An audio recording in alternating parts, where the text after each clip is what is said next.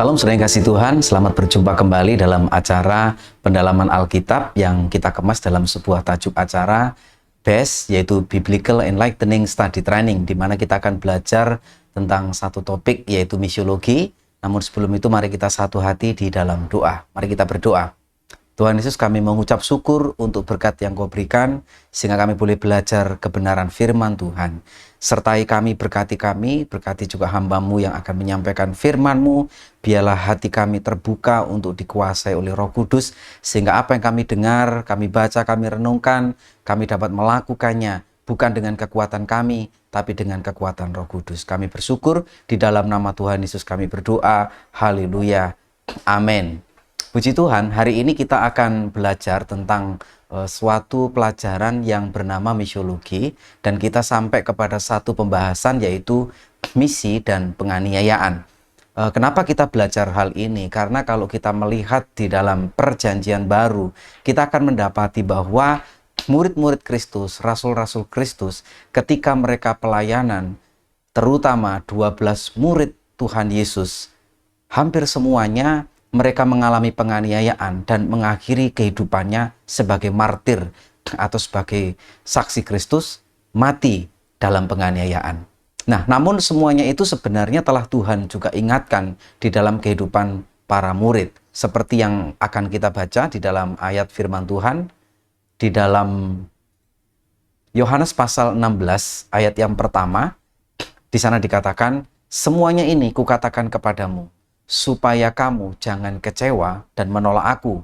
Kamu akan dikucilkan, bahkan akan datang saatnya bahwa setiap orang yang membunuh kamu akan menyangka bahwa ia berbuat bakti bagi Allah.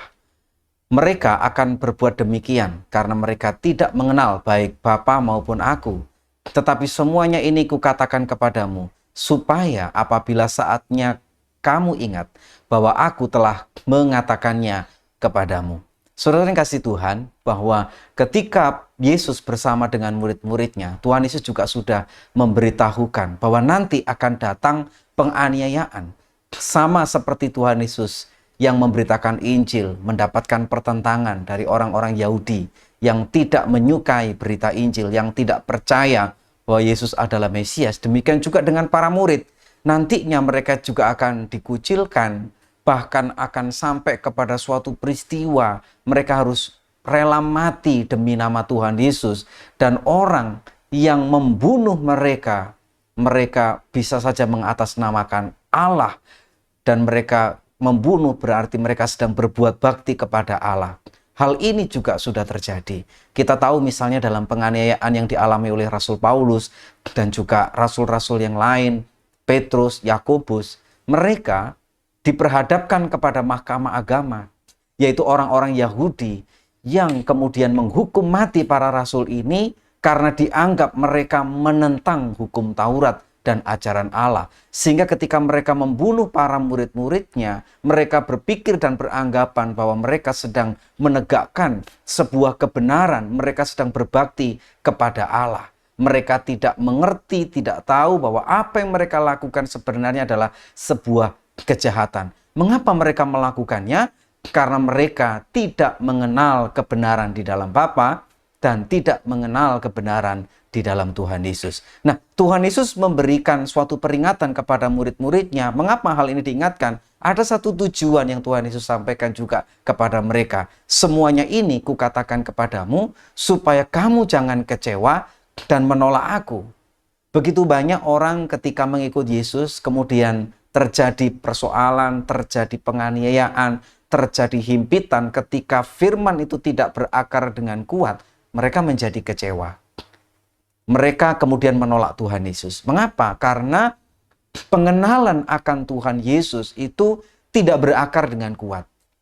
Mereka menerima berita Injil, kemudian Injil itu tidak tertanam dengan kuat. Hati mereka bukan seperti tanah yang subur, sehingga firman itu tidak berakar dengan kuat. Sehingga ketika terjadi penganiayaan, maka mereka menolak dan meninggalkan Tuhan Yesus. Tetapi kalau firman itu hidup di dalam kehidupan kita, firman itu tumbuh di dalam hati yang subur, maka akan menghasilkan buah dan akan memiliki kekuatan iman. Sehingga sekalipun terjadi penganiayaan, maka kita akan menjadi kuat. Nah, lain ceritanya jika kemudian orang tidak mengenal Bapa maupun tidak mengenal anak, berarti tidak mengenal kebenaran. Mereka bukan hanya bertumbuh di dalam Kristus, sama sekali tidak, sebaliknya. Mereka adalah orang-orang yang menganiaya kebenaran. Mereka adalah orang-orang yang kemudian menentang berita Injil. Nah, Tuhan Yesus memberitahukan semuanya bahwa nanti akan terjadi penganiayaan dalam kehidupan mereka. Tujuannya supaya apa? Supaya kemudian tidak menjadi kecewa dan menolak Tuhan Yesus. Nah, di dalam ayat selanjutnya kita juga membaca bahwa Tuhan Yesus juga memberikan peringatan kepada orang-orang tertentu, bagaimana mereka nanti juga akan mengalami penganiayaan. Misalnya yang kita baca dalam Yohanes pasal 21 ayat 18 dan 19, "Aku berkata kepadamu, sesungguhnya ketika engkau masih muda, engkau mengikat pinggangmu sendiri dan engkau berjalan kemana saja kau kehendaki. Tetapi jika engkau sudah menjadi tua, engkau akan mengulurkan tanganmu dan orang lain akan mengikat engkau dan membawa engkau ke tempat yang tidak kau kehendaki." Ayat 19 perhatikan bahwa dan hal ini dikatakan Yesus, dikatakannya untuk menyatakan bagaimana Petrus akan mati dan memuliakan Allah. Sesudah mengatakan demikian, ia berkata kepada Petrus, "Ikutlah aku." Nah, saudara-saudara sekalian, kita membaca ayat ini bahwa Tuhan Yesus secara khusus memberikan peringatan, memberitahukan, menyatakan kepada murid-muridnya, terutama kepada Petrus, bagaimana nanti Petrus pun juga pada akhirnya akan menjadi martir, akan mati dalam penganiayaan karena membela Injil, membela kebenaran. Dan kita tahu memang kisah bagaimana Petrus meninggal dunia karena Injil tidak ditulis di dalam kitab-kitab Perjanjian Baru, tetapi dalam tradisi gereja-gereja kita mendengar sebuah kisah dan cerita bagaimana Petrus pada akhirnya juga kemudian meninggal dengan cara disalib oleh Kaisar Nero yang pada waktu itu sedang mengadakan penganiayaan yang begitu hebat di wilayah kerajaan Romawi. Sehingga Petrus kemudian ditangkap, kemudian dia disalibkan. Nah, ketika dia disalibkan, dia sendiri merasa bahwa dirinya nggak layak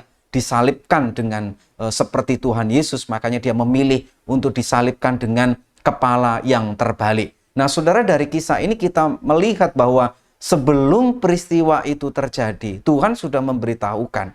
Sehingga ketika hal itu terjadi, Petrus yang semula hendak melarikan diri dari hukuman kematian, kemudian dia dengan rela menyerahkan hidupnya, menyerahkan nyawanya untuk dikorbankan bagi pekerjaan Tuhan, bagi nama Yesus. Saudara-saudara sekalian, kalau hari ini kita sedang melakukan pelayanan, kemudian di dalam pelayanan kita ada tantangan dan persoalan. Tentu hari ini kita tidak sampai bahwa pelayanan kita itu sampai kemudian kita harus mengorbankan nyawa kita untuk memberitakan Injil atau untuk pelayanan misi. Namun demikian bahwa kita harus sungguh-sungguh melakukannya. Kenapa? Karena pada waktu kita memberikan hidup, memberikan waktu, memberikan tenaga, memberikan keluarga kita untuk dipakai oleh Tuhan, sebenarnya kita sedang menyerahkan nyawa kita untuk Tuhan. Tentu tidak ada satu orang pun di antara kita yang kemudian memiliki sebuah harapan atau keinginan, saya nanti kalau dalam pelayanan saya mau mati dalam penganiayaan. Tidak ada satupun orang yang berharap demikian. Tetapi kalau kemudian Tuhan sudah menyatakannya, berarti kita mendapat sebuah karunia khusus. Kita mendapat sebuah panggilan khusus. Dan di mana ketika kita menghadapi dan menjalani panggilan khusus kita menjadi martir Tuhan, pastilah kemudian Tuhan juga memberikan kekuatan kepada kita. Nah, saudara-saudara sekalian, hari ini situasi misi tentu berbeda dengan situasi misi pada waktu pertama kali Injil diberitakan, di mana kita sudah memperoleh kemenangan karena pengorbanan dan darah para martir itulah, sehingga sekarang ini Injil tersebar di seluruh dunia, sampai kemudian juga banyak misionari-misionari diutus, kemudian tidak mengalami penganiayaan. Semua itu adalah buah dari darah para martir pada masa yang lalu. Nah, untuk hal ini apa yang harus kita lakukan? Ya tentu kita harus berdoa. Nanti kita akan bahas bagaimana kita menghadapi penganiayaan ini. Nah, selanjutnya saudara, bahwa penganiayaan dalam misi itu adalah atas kehendak Tuhan.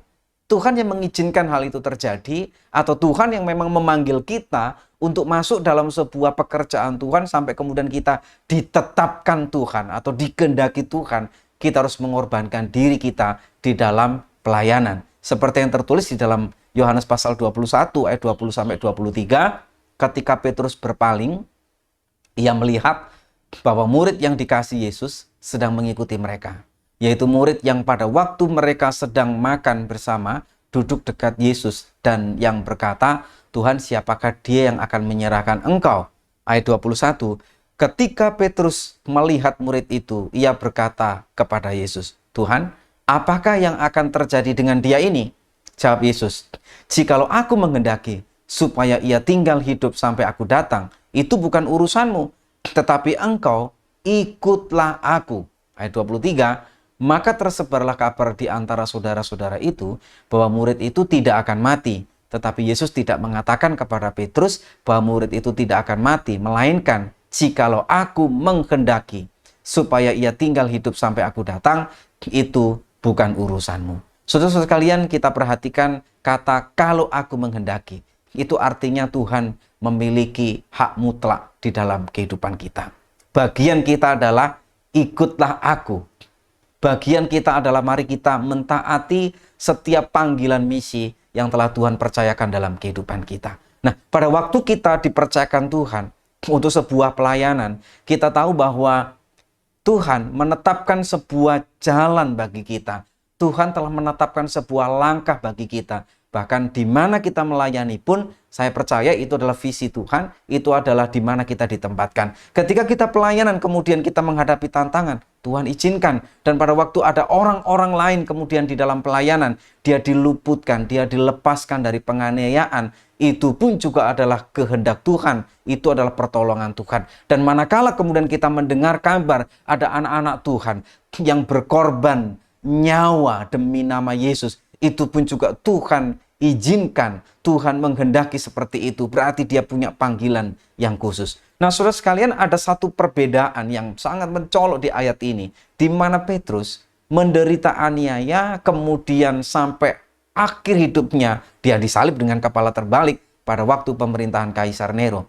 Tetapi hal yang berbeda dengan murid yang dikasihi, yang dimaksudkan adalah Rasul Yohanes, anak Zebedeus, saudara Yakobus. Saudara, murid yang dikasih atau yang Rasul Yohanes ini kemudian bukan berarti bahwa dia tidak menderita penganiayaan. Saudara, dia juga menderita penganiayaan, tapi dia meninggal dalam usia yang sangat lanjut karena pada waktu dia ditangkap, tradisi gereja mula-mula menceritakan kepada kita, saudaraku, bahwa dia pernah dimasukkan di dalam sebuah kuali yang berisi dengan minyak yang panas. Tetapi kemudian ketika dia diceburkan ke dalamnya, tidak terjadi apa-apa di dalam dirinya. Kemudian pada akhirnya tidak ada satu penguasa dan orang pun yang bisa membunuh dia. Dan itu juga adalah yang seperti dikatakan Yesus, "Jikalau aku menghendaki supaya tinggal hidup sampai aku datang, itu bukan urusanmu."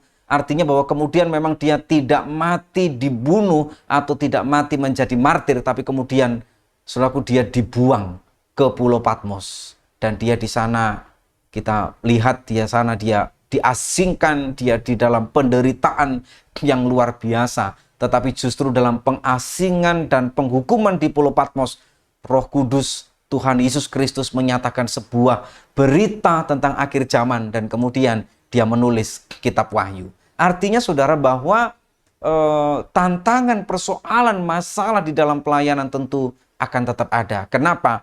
Karena dunia, karena iblis, saudaraku sekalian, dia tidak mengenal Bapa, dia tidak mengenal Tuhan Yesus. Makanya ketika kita sebagai pemberita-pemberita Injil, kita berhadapan dengan kuasa-kuasa iblis. Dan kuasa iblis seringkali memakai penguasa pada zaman itu untuk melakukan penganiayaan. Nah, sehingga saudara-saudara sekalian, apa yang terjadi kepada Rasul Yohanes, memang kemudian kalau kita dapati tidak ada satu situs pun yang menunjukkan tempat di mana makam dari Rasul Yohanes, ya.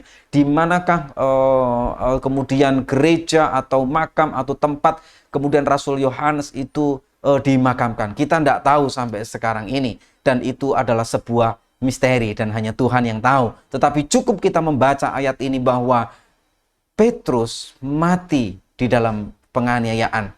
Tetapi Yohanes dalam usia yang sangat lanjut sekali, kemudian kita tahu dia sudah tidak terdengar kabarnya. Apakah dia meninggal, apakah dia diangkat oleh Tuhan, kita tidak ada yang tahu. Tetapi itu bukan urusanmu, kata Tuhan. Jikalau aku menghendaki supaya tinggal hidup sampai aku datang, itu bukan urusanmu. Tapi baiklah kita belajar seperti Petrus. Dengan penuh kerendahan hati, kita menuruti apa yang Tuhan katakan. Tetapi engkau ikutlah aku.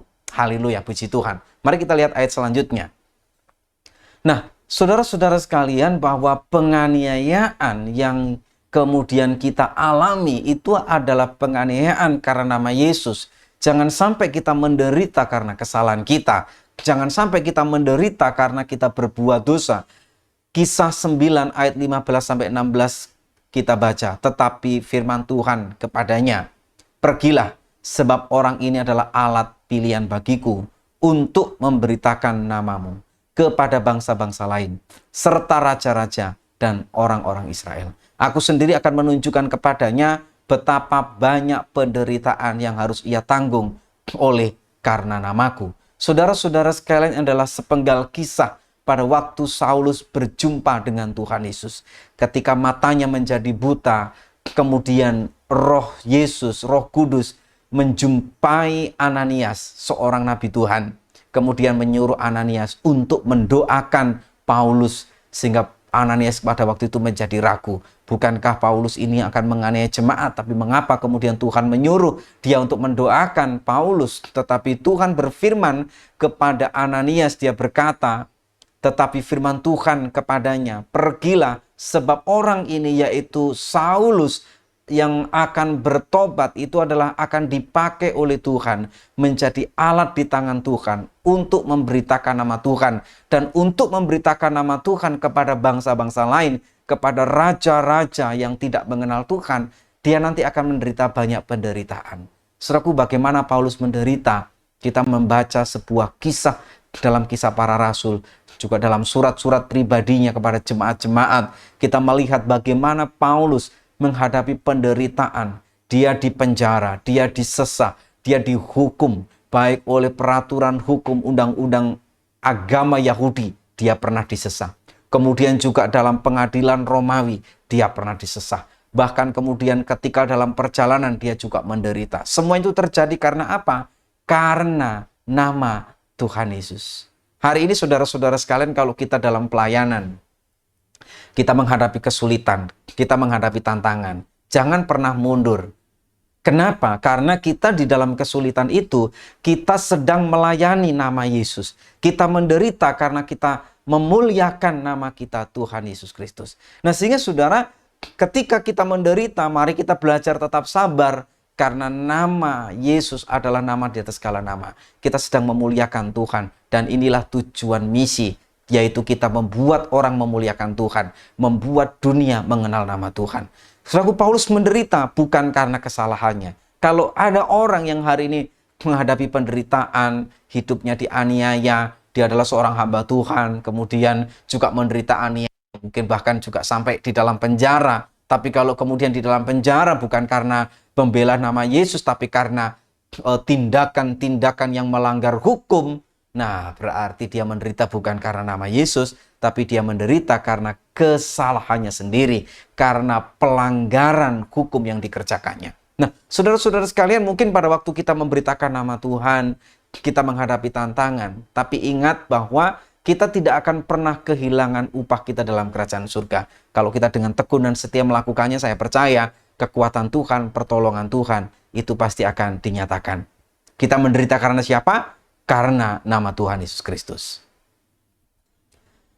Penganiayaan, saudaraku, yang kita alami, tantangan yang kita alami sebenarnya bukan datang dari Tuhan.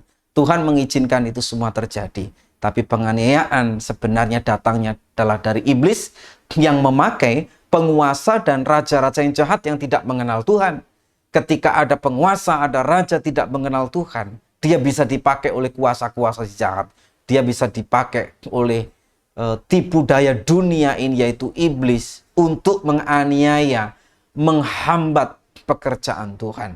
Kalau kita membaca misalnya dalam Kisah Para Rasul, pasal yang ke-12 ayat yang pertama sampai ayat yang keempat, firman Tuhan berkata, kira-kira pada waktu itu Raja Herodes mulai bertindak dengan keras terhadap beberapa orang dari jemaat. Ia menyuruh membunuh Yakobus, saudara Yohanes, dengan pedang. Karena ia melihat bahwa hal itu menyenangkan hati orang Yahudi, ia melanjutkan perbuatannya itu dan menyuruh menahan Petrus. Waktu itu hari raya roti tidak beragi. Saudara perhatikan ayat yang pertama.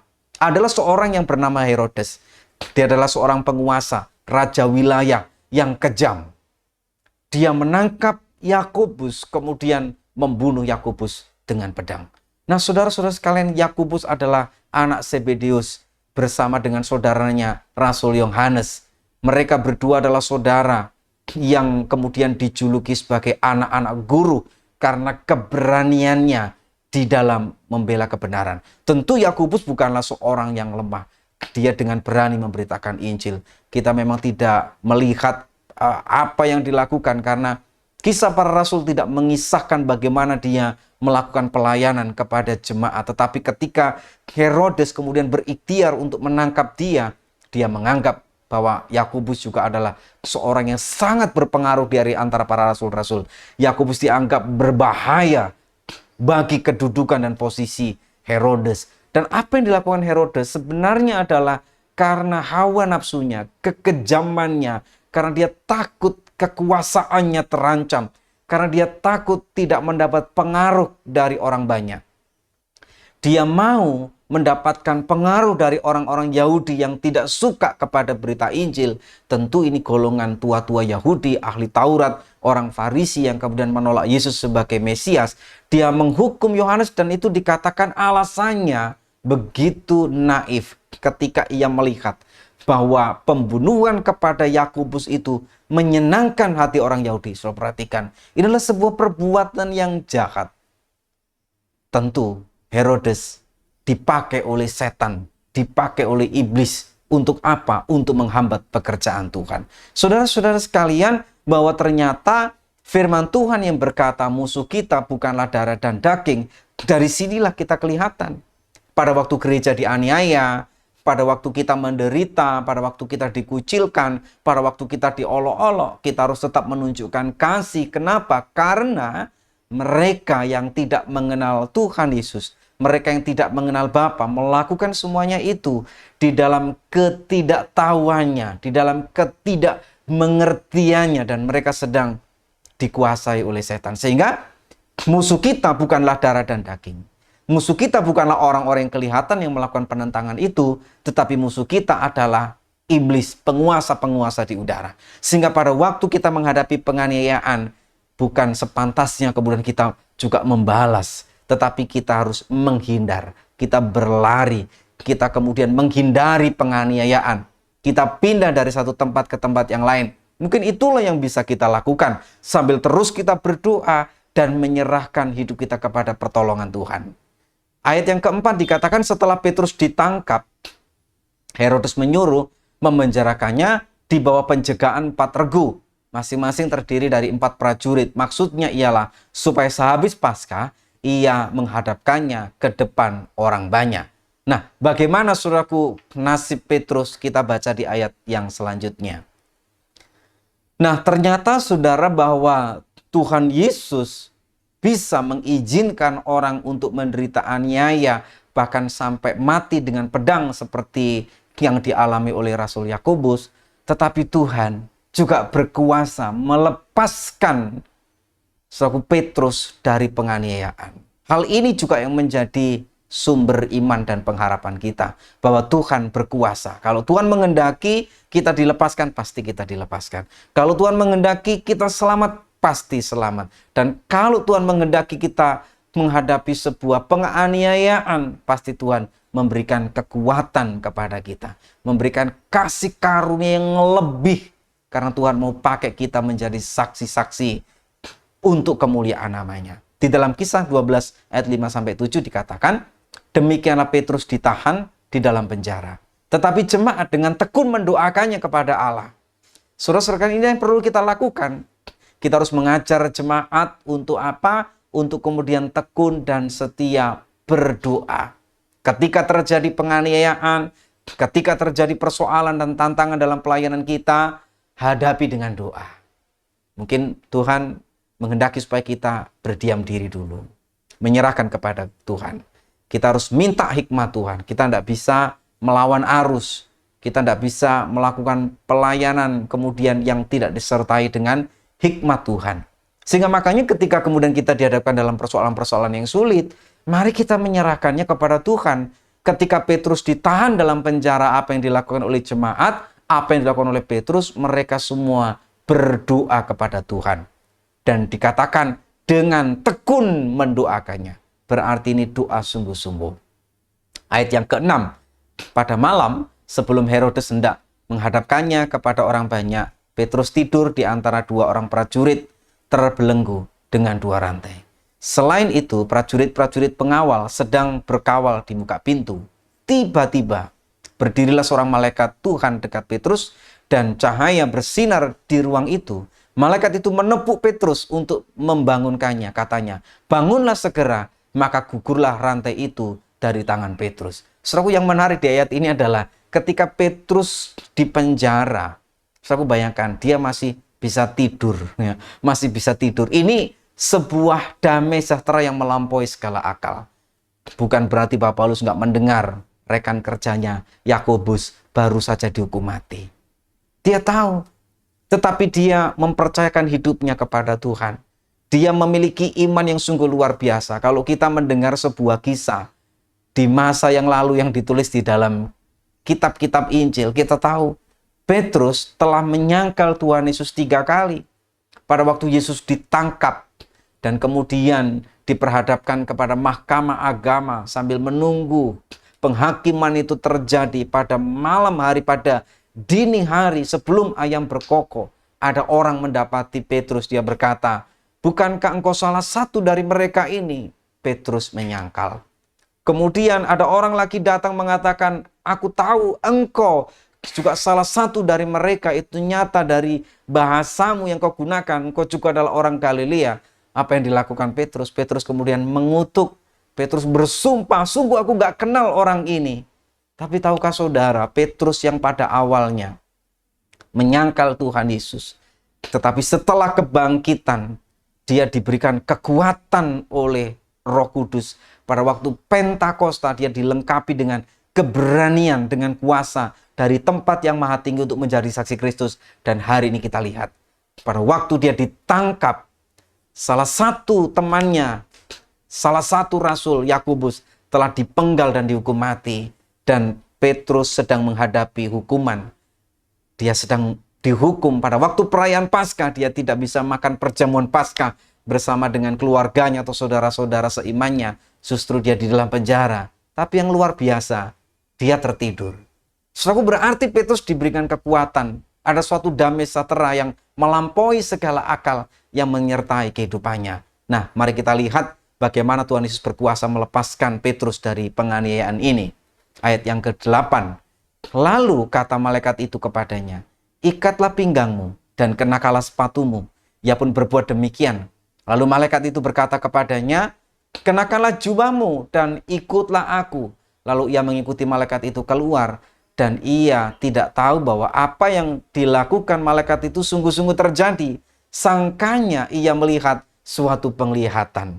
Saudara-saudara sekalian, luar biasa bahwa Tuhan melakukan sebuah perbuatan-perbuatan yang ajaib untuk menyelamatkan Petrus keluar dari penjara. Ingat, penjara itu dijaga dengan sangat ketat. Ada 4 regu yang menjaga. Tangannya dibelenggu di rantai. Pintu terkunci dengan rapat. Kenapa? Karena tentu Herodes berpikir bahwa ini orang berbahaya. Jangan sampai orang ini bisa lari dari penjara. Tetapi kuasa Tuhan tidak bisa dibelenggu.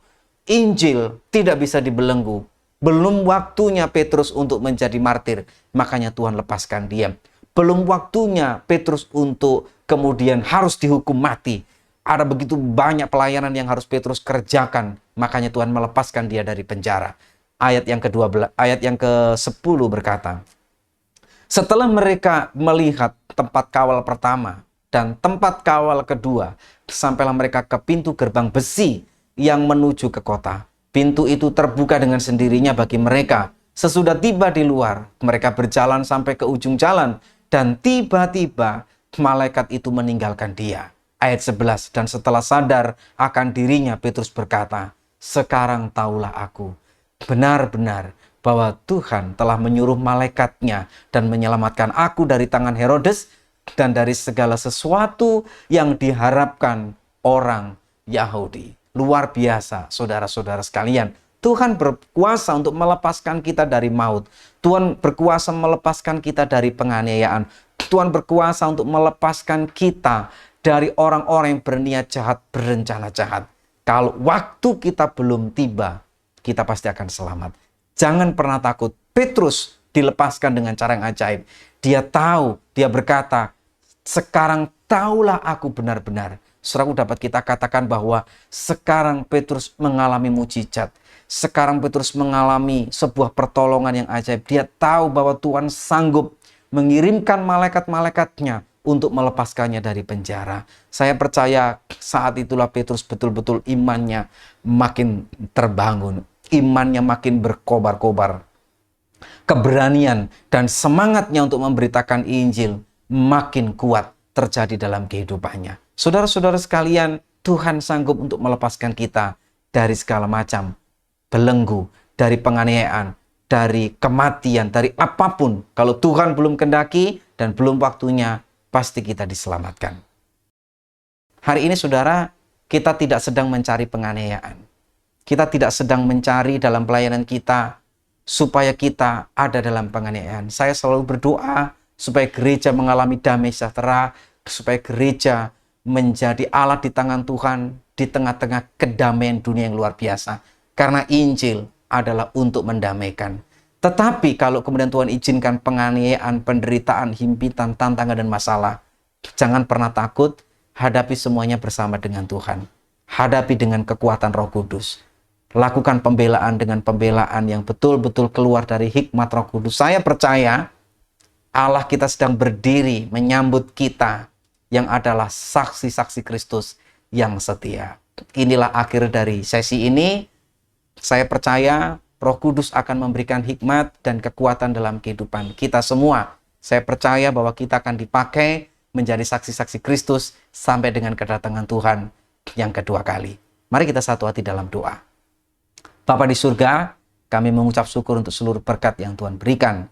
Kami telah menyelesaikan pelajaran kami, hamba-Mu selesai bicara, tapi kami percaya kuasa Roh Kudus akan terus berbicara kepada kami, sehingga membuat kami mengerti, memahami maksud dan rencana-Mu di dalam firman yang kami baca dan kami renungkan.